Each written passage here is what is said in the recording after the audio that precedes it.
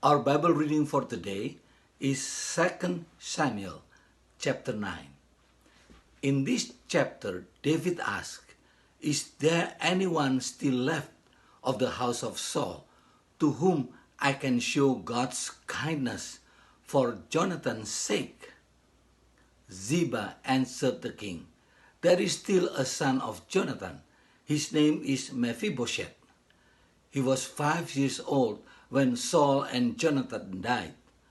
His nurse took the boy and fled in haste at the news of Saul and Jonathan's death.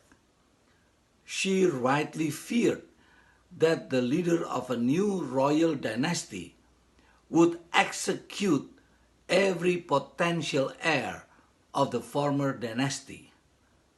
So Mephibosheth had fallen and hurt his feet, so he was lame in both feet.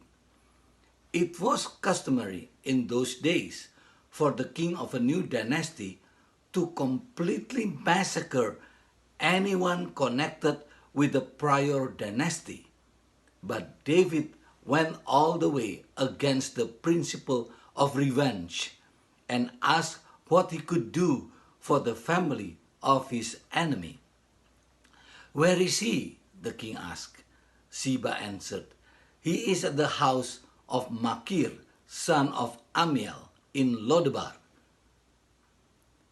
Mephibosheth could hardly believe that David would be so kind to him. David showed him kindness for Jonathan's sake. David made a special promise to Jonathan and to the Lord.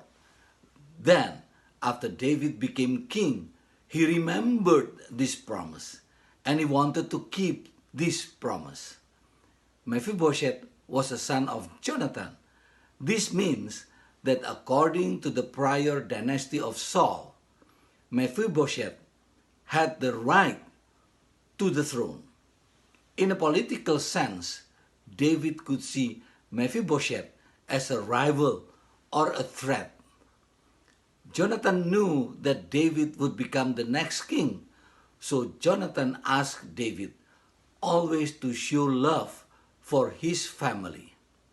Mephibosheth fell on his face to the ground, probably expected the fate that he would be put to death. "Don't be afraid," David said to him, "for I will surely show you kindness for the sake of your father, Jonathan.